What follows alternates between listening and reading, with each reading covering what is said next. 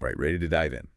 Today, we're tackling a pretty big name, Saladin. Oh, yeah. I mean, everyone's heard of him, right? Mm-hmm. The Crusades, Mm-hmm. Richard the Lionheart, retaking Jerusalem. You know, it's interesting because those big iconic moments, they're obviously important, Yeah. but they don't always tell the whole story. And we're lucky because for this deep dive, we've got a biography of Saladin written by, get this, someone who actually knew him. No way. So this is like firsthand accounts. Exactly.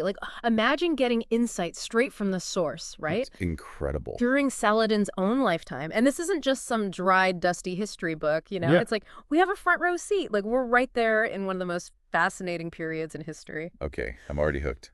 But Saladin's life, I mean, there was so much going on. Oh, yeah. Conquests, battles, politics. Where do we even begin to unpack all of that? Well, I think to really understand Saladin's rise, we kind of have to rewind a bit, go back to his roots. He wasn't, born into this grand destiny. Wait, really?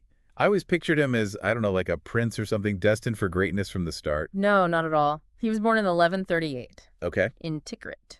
Tikrit. Modern-day Iraq. Oh, okay. And his family was Kurdish, respected, for sure. Mm-hmm. His father was a governor, but they weren't, royalty or anything. So what set him on this path? I mean, what was it that transformed him into the Saladin? I think it was a combination of things, but two things really stand out. Okay, I'm listening. First, his family, they were very religious, Hmm? and they made sure he got a solid education. We're talking Islamic science. Oh, yeah. Theology, law, the whole 9 yards. So smarts and spirituality. Got it. What's the second ingredient in the Saladin recipe? Mentorship. Oh. And not just any mentors. I mean, Saladin was mentored by some of the biggest names in the Muslim world. Give me some names. Oh, well, there's Nur ad-Din Zengi. Nur ad-Din. Wait, the powerful ruler in Syria? Yeah.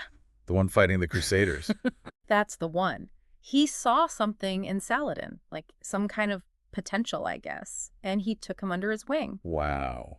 Can you imagine having a mentor like that? It's mind-blowing, right? A leader like Nur ad-Din shaping your worldview. And not just worldview, strategy, diplomacy, military tactics, the whole package. Almost like a historical internship with the ultimate power player. Exactly.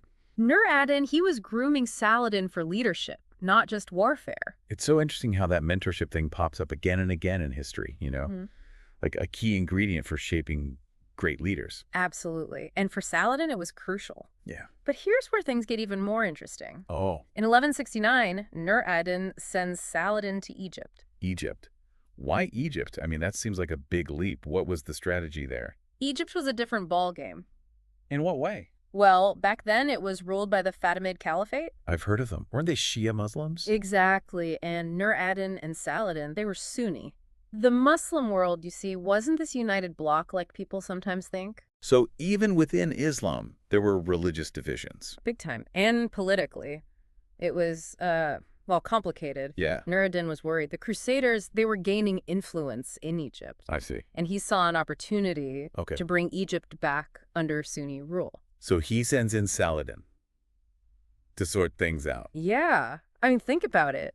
Dropping him right into that mess. Yeah, it seems risky. It was. But Saladin, remember, Yeah. he'd been trained by the best. He had the smarts, the strategy. The diplomacy. Oh, yeah. So how did he manage it? I mean, taking on Egypt? He was a fast learner, that's for sure. Rose through the ranks quickly. Like, how quickly? He ended up becoming vizier of Egypt. Vizier? Basically the prime minister. Wow. So he goes from military commander to, second in command in Egypt. It was a meteoric rise. That's crazy. It wasn't just about force, though. He was playing the political game, building alliances. Proving himself. Exactly. Yeah. All while, still keeping an eye on the Crusaders. This is why these deep dives are so fascinating, You get all those details, little things you wouldn't find in a regular history book. Oh, I agree. And this is just the start of Saladin's journey. Next time, we'll see how he goes from conquering Egypt to uniting the Muslim world. And then, he sets his sights on Jerusalem. I can't wait. Last time we left off with Saladin in charge of Egypt. It's kind of mind-blowing how we managed to pull that off, Oh, yeah. Going from commander to basically running the show. Yeah, in just a few years, too. It really shows you just how skilled he was, both as a leader and a strategist. Absolutely. But you have to remember, his ultimate goal, the thing Nur ad-Din instilled in him, was to unite the Muslim world. Right, against the Crusaders. Exactly. And taking Egypt? Well, that was just one step towards achieving that. So what happens next? You'd think he would want to, like, keep expanding his territory. Yeah. Maybe march right into Syria. You'd think so, right? But Saladin, he wasn't just interested in conquering land. What do you mean?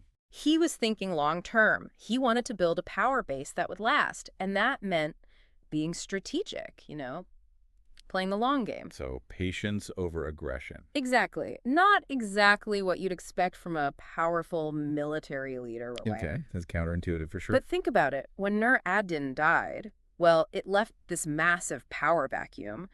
The Muslim world was, I don't know, it was like a puzzle that had been shattered. All these different pieces. Yeah, with all these different rulers trying to grab power for themselves. If Saladin had just barged in and tried to take over, It would have been chaos. total chaos, more infighting, more instability. So instead of brute force, he focused on uniting everyone. Yeah, finding common ground. And a common enemy, the Crusaders. Exactly. And he did it masterfully. I mean, he spent years, carefully consolidating his power, forging alliances with key players. So it wasn't an overnight thing. No. This was a slow, deliberate process. Yeah. He was campaigning against those who opposed him, but strategically. Sounds like he was playing chess, almost. I was just thinking that. He was thinking several moves ahead, outmaneuvering his opponents. And he was successful. Oh, yeah. He brought regions like Syria, Hijaz, Yemen, all under his leadership. Wow, so we're talking about a vast territory here. Yeah. Not just a small kingdom. Not at all. This was an empire in the making. And all the while, he still had to keep the Crusaders in check. Speaking of the Crusaders, I mean, were they just sitting back, watching all of this unfold, twiddling their thumbs, while Saladin unified the Muslim world? Oh, they were definitely paying attention. And things were about to get a whole lot more heated. Oh. Remember Reynold de Chatillon? Yeah, the Crusader Lord, the troublemaker. That's him. He just couldn't help himself. He was constantly provoking Saladin. What do you mean? I mean, this guy was raiding Muslim caravans, attacking holy sites. Really? Despite the peace treaties? Yeah. It's like he was deliberately trying to antagonize Saladin. Not the smartest strategy. You're telling me. And all of that eventually led to a major clash. The showdown. Oh, yeah. A showdown for the ages. The Battle of Hattin. In 1187. Hattin. I mean, even I know that one. Wasn't that a crushing defeat for the Crusaders? Oh, yeah. It was a decisive victory for Saladin. And the location, well, it played a key role. How so? Hattin controlled access to vital water sources in Palestine. And Saladin, he knew that if he could control the water, he could cripple the Crusader army. So he used the environment to his advantage. Brilliant, right? Yeah. And he didn't stop there. He harassed the Crusader army, prevented them from getting water, used the scorching desert heat as a weapon. Wow. I mean, talk about psychological warfare. It was brutal, but effective. And then he lured them out into open terrain, surrounded them. A classic pincer move. Yeah. The Crusaders, they were completely routed. And I bet he captured a lot of important figures. Oh, absolutely, including King Guy of Jerusalem and, of course, Reynold de Chatillon. Okay, I have to ask, what happened to Reynold? I mean, after all those years of provocation, did Saladin finally get his revenge? He did. According to our source, Saladin himself executed Reynold. Wow. He cited Reynold's constant breaking of treaties, his attacks on innocent Muslims. He said it was justified. Wow. That must have been a pretty dramatic moment. So, with the Muslim world unified and the Crusader army in ruins, what's next? Jerusalem, right? You read his mind. After Hattin, the path to Jerusalem was wide open. I can only imagine what that must have felt like. I mean, Jerusalem had been under Crusader control for almost a century. Recapturing it, that would be a huge symbolic victory. Oh, absolutely. It was a moment charged with religious and historical significance.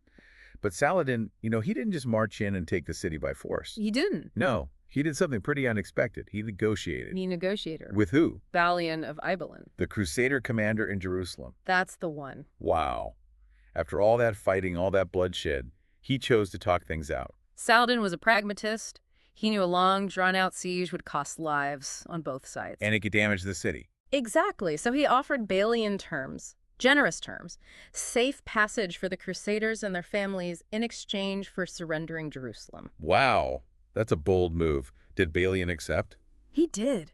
I mean, think about it. After decades of war, Jerusalem returned to Muslim control without a major battle, a moment of diplomacy in the middle of all that conflict. It's incredible. I mean, it really makes you see Saladin in a different light. He was a brilliant military strategist, no doubt. Oh, yeah. But he also understood the power of negotiation. And compromise. Exactly.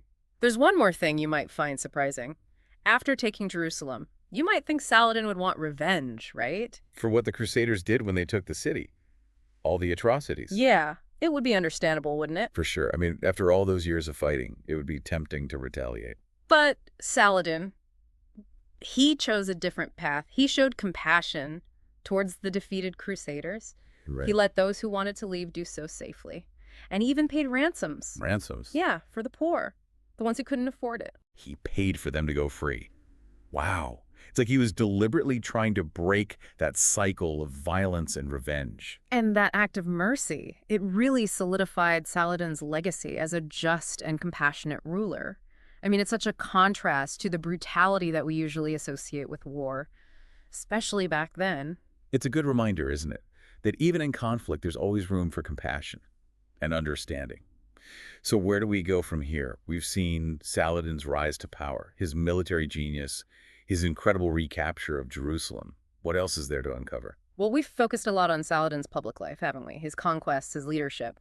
But I think it's time to delve a little deeper into the man himself. What motivated him? His personal beliefs? What kind of person was he beyond the battlefield? Exactly. I like it. It's like we've explored the tip of the iceberg, and now it's time to plunge into the depths. Let's dive in. Okay, so we've seen Saladin the Conqueror, the brilliant strategist, the unifier.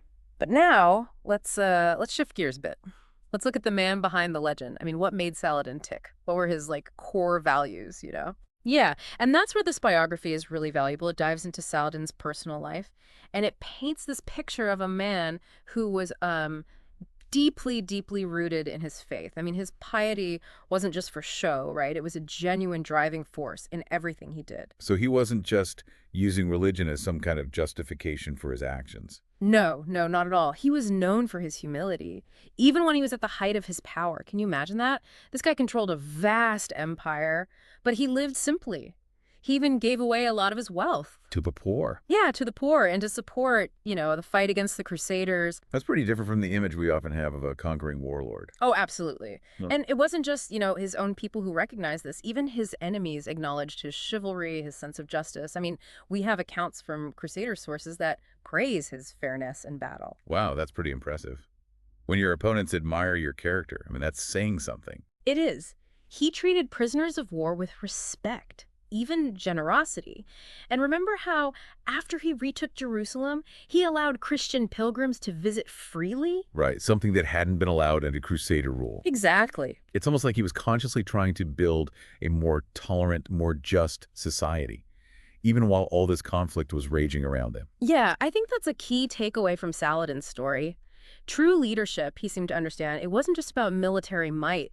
It was about embodying values. Justice, mercy. Qualities that still resonate today, I think, even centuries after Saladin's time. Oh, absolutely. He's a powerful reminder that power without principles, well, it's fleeting. But a leader who governs with fairness, compassion, they leave a lasting legacy. Makes you wonder what the world would be like if more leaders followed Saladin's example, It does, doesn't it? His story is a powerful source of inspiration. And not just for his military achievements, but for his unwavering commitment to a higher purpose. Well, I think we've done a pretty deep dive into the life of Saladin. We've gone beyond, the simple hero or villain labels. Yeah. We've seen his ambition, his flaws, his brilliance, his compassion. It's a good reminder that history is rarely black and white. It's full of shades of gray. Exactly. And just like Saladin surprised us, I bet there are tons of other figures throughout history whose stories deserve a second look. A deeper dive. Beyond the surface. That's the beauty of history, isn't it? There's always something new to discover, something that challenges us to rethink what we thought we knew. So to our listeners, keep asking questions, keep exploring, and keep diving deep. You never know what amazing insights you'll find. Until next time.